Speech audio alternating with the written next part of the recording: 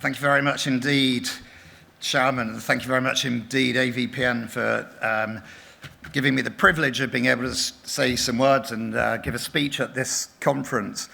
When Naina said at the start, "If you're here, you can't leave," I thought she was looking at me and speaking directly to me, because I arrived in India in November. I've been here ever since, and I've not been able to leave. But fortunately, she was talking to everybody else as well, and not just to me. I actually came to India on the 20th of November for a 5-day visit. Unfortunately, on day 2, I was diagnosed with quite a serious blood clot in my leg. I ended up in hospital in Mumbai, and then I was told that I can't fly home until mid-January. So if you're here and you can't leave, really does apply to me. Fortunately, as many people here who know me well know, I absolutely love India. I've been coming to India for 30 years, and I've actually had the most amazing 9 weeks here in this country. And especially to have so much time with my British Asian Trust Indian colleagues who have also pretended that they've enjoyed having me here just as much as I've been here. And I'm sure that on Saturday morning, when I'm finally allowed to leave, they will all be on the runway at the airport cheering and celebrating. I was actually told a week ago that I could go home. And then I had to make the very difficult phone call to my family and my dad and say, even though I've been told I can go home, I'm going to be staying for another week because of the AVPN conference. AVPN is, for me, I was never in doubt that I was going to do that. Naina gave a bit of an overview of AVPN right at the start. I've been a huge supporter of AVPN, and the British Asian Trust is as well. The organisation over the last 5 years, what Naina and her colleagues have achieved is absolutely amazing. And I genuinely mean this, and I think they know that I mean that. I think there are lots of events of this nature that many of us who are as old as I am go to, and they can be very enjoyable. You can meet a lot of people, you can have a lot of fun and enjoy some brilliant locations. The brilliant thing about every AVPN event I've ever been to is that they've been really meaningful. The content, the discussions, the networking that happens, the relationships that are built, the quality of the sessions and so on is always absolutely tremendous. So I'm very proud to be able to be associated with AVPN and with this event in particular. I've been asked to give a speech that provokes some thinking about how we achieve the SDGs, specifically by looking at areas such as good and bad practice in international development, our need as a sector to keep changing and evolving, and then some thoughts about the Indian not-for-profit sector and how that compares to the UK not-for-profit sector.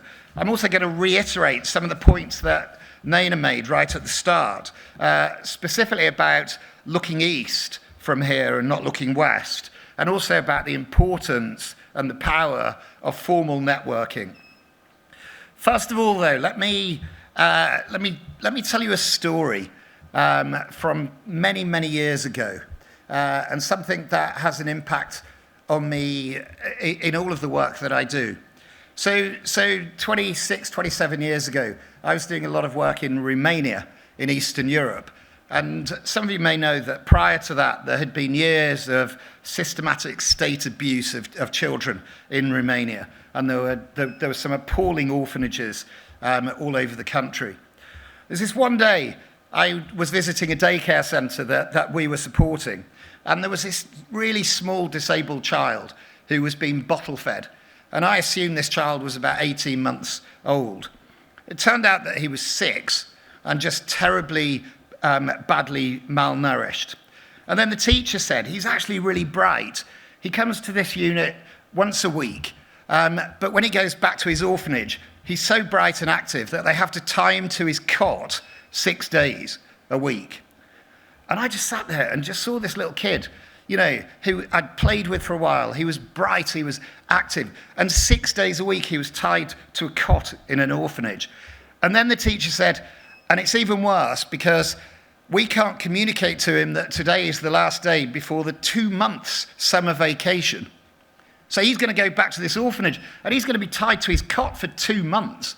And he's not even going to have that 1 day a week where he comes to this centre and he's able to get stimulation and contact with other people.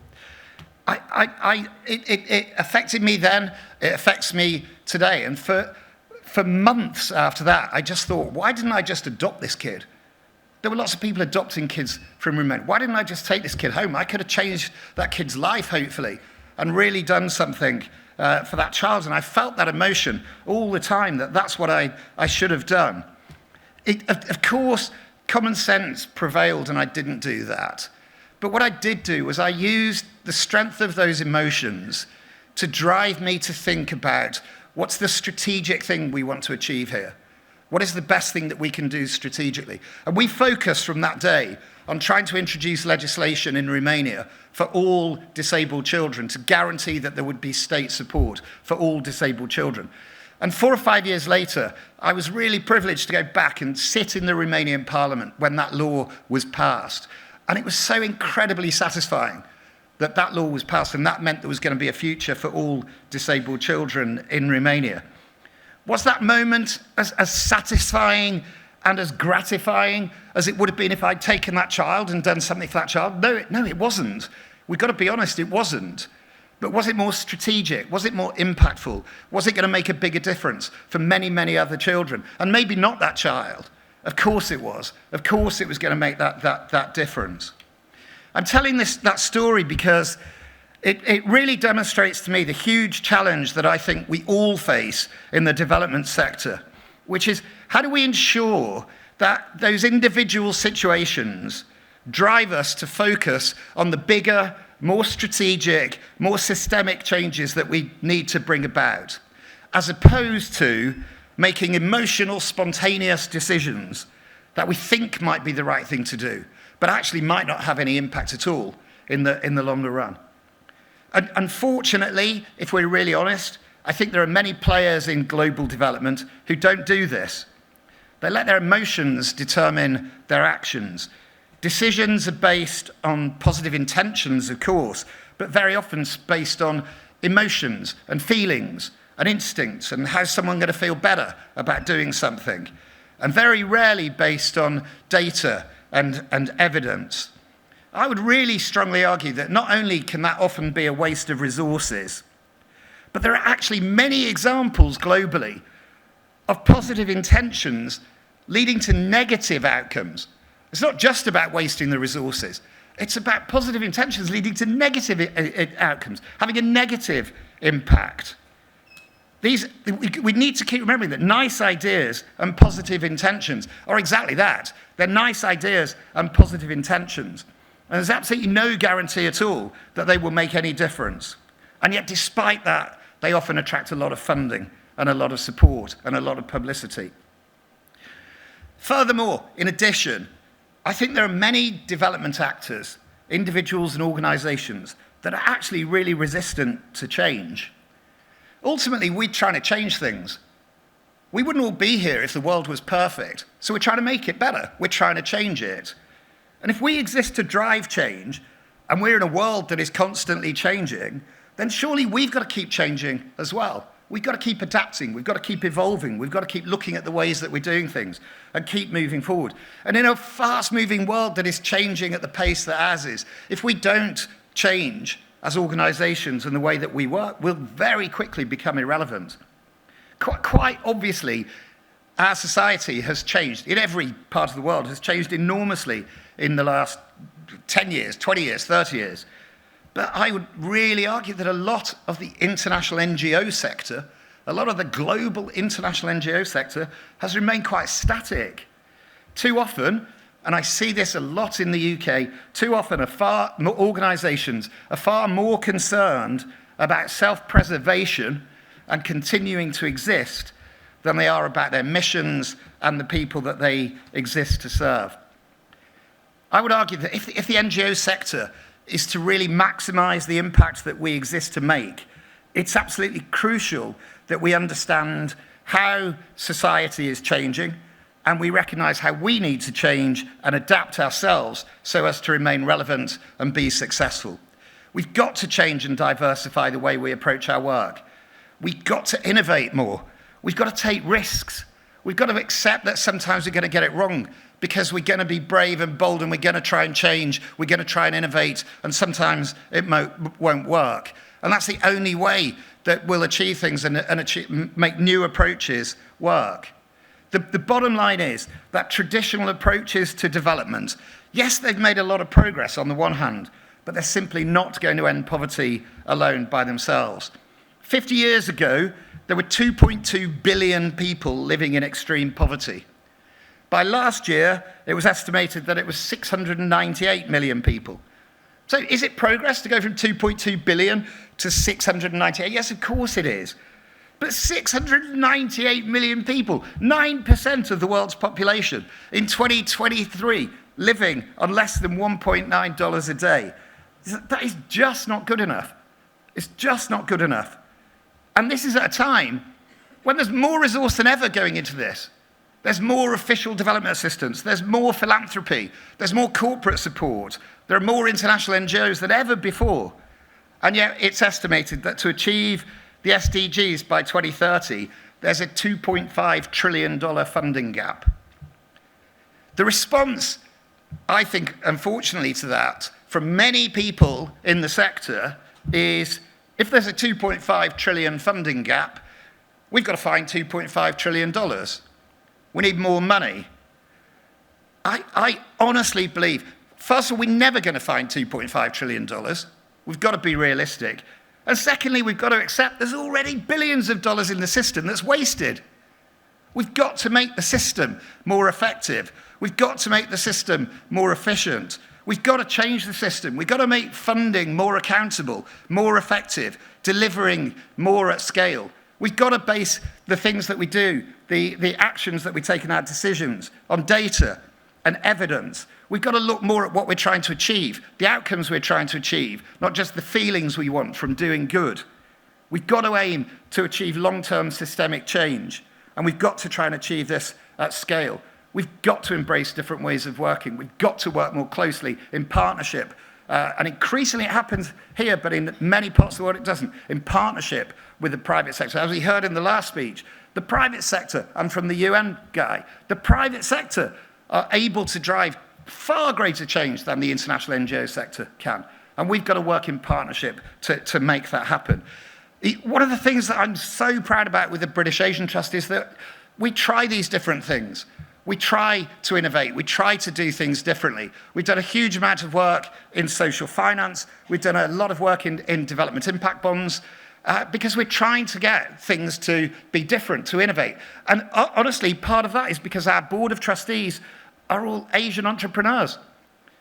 There are Indian, Pakistani entrepreneurs on our board. They want to see us try harder. They want to see us fail. They want to see us innovate. They want to see us achieve at scale. And it's the only organisation I know in the UK that's got a board that's like that embraces failure and risk and really wants us to keep innovating.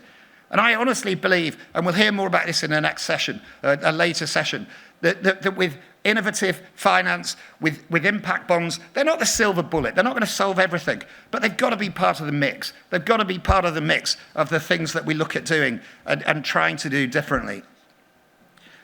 Let me also just share some reflections on the sector in India.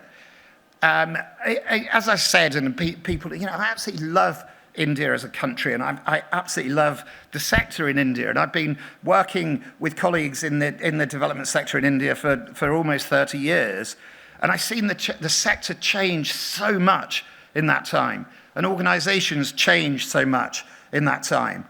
Throughout all of that period, I've also been really active in the UK not-for-profit sector. And let me say this really unequivocally. The UK sector needs to look at the sector here and learn from it and look at the changes that have happened here and look at the ways that organisations are adapting and changing here. It's not the other way around. Absolutely. As Naina said, don't look west. Look at yourselves, look east. We need to be looking east. The UK sector needs to look at the sector here and say, how are things changing? How are things evolving? And what can we as a sector in the UK learn from India? There are so many amazing organisations here. And the sector overall has absolutely transformed in the last 10 to 15 years. I see organisations, and I have contact all the time with organisations that are innovative and creative and dynamic and full of energy and lots of different ideas, focused on impact, focused on seeking investment, focused on outcomes, embracing new ideas and different ways of doing things. I see much stronger partnerships with the private sector. I see much more cross-sector collaboration. Organisations constantly seeking new ways of using and attracting finance. I see amazing organisations that are genuine global pioneers. Educate Girls, DASRA, Magic Bus, Edelgive. These are all incredible organisations that are doing amazing things, but also they keep reinventing themselves. They keep reinventing themselves. AVPN has kept reinventing itself. They keep reinventing themselves to remain modern and relevant. It's absolutely without question, to be successful in many countries around the world, people need to be good at writing applications to attract money. To be successful in India, organisations have to be focused on what they're trying to achieve, and they've got to be seeking investment. It's not good enough just to stand still, and I think many organisations here embrace that. However, as an outsider who's been coming a long time, and I've been here for 9 weeks, if I may, let me just suggest 2 areas that I think could perhaps strengthen the sector even more here. First of all, and both of them are reiterating points that Naina has made. Stop looking to the West so much. Look to the East, look across Asia for inspiration, for donors, for creativity, for innovative ways of doing things, for people that are in this sector that want to take risks and want to learn and want to make new things happen. You can't learn from the UK sector, trust me, it's the other way around. But if you look east, you'll get that inspiration, the contacts, the ideas, and so on. And secondly, I really think that organisations here in India could be working together much more. There are lots of amazing organisations, but as a sector that's joined up with organisations working in partnership together, it doesn't happen as much as it could. Never underestimate the power of networking. Never underestimate the power of the formal networking that's provided by events like this and organisations like AVPN. The power of partnerships with each other and the power of collaboration. Let me conclude by saying how genuinely optimistic I think we should all feel about the future, and how optimistic everybody here in India and in South Asia should feel as well. We need to keep reminding ourselves why we're here. We need to use the experiences like I had in Romania many years ago, and like I've had on a number of days since I've been in India, and many of you will have every day, where we're experiencing some awful situations. We need to use those experiences to keep driving us and motivating us and inspiring us to not give up, to never forget why we're doing those things, but not to try and solve individual situations like that, to try and achieve things at scale, to try and achieve things strategically, bring about systemic change, and use those individual situations as the emotional drivers that force us to be more strategic. And let's never forget what an absolute privilege it is to work in this sector and to be in this sector in India. People are paying our salaries to make a difference for millions and millions of other people. It is a genuine privilege to be in that situation, and that means that we have to think every day about what we're doing and the way we're doing it. 30 years ago, when I was first an international NGO chief executive, I was asked to write an Indian strategy for the board. After about a month, I sat down with the board and I said, my Indian strategy is this: the only decisions we should make about India from the UK are that we should not make any decisions about India from the UK. I really like to believe that I've been true to that ever since. I learn every day in what I do from people and organisations here, from the incredible people that I have the opportunity to work with, and the incredible organisations that I learn from. And when I leave India on Saturday after 9 weeks, whilst of course I'll be really looking forward to getting home and seeing my family and maybe even more seeing my dog, I will quite genuinely have tears in my eyes as the plane takes off, because I'll have had the most amazing experience and learnt so much more in the last 2.5 months with the most amazing people and organisations. And whilst I know that my Indian colleagues will be standing on the runway cheering the aeroplane off and all the way back to the UK, the bad news for them is that whilst on the aeroplane, I will be already planning my next visit here. Thank you all very much for giving me the honour of speaking today.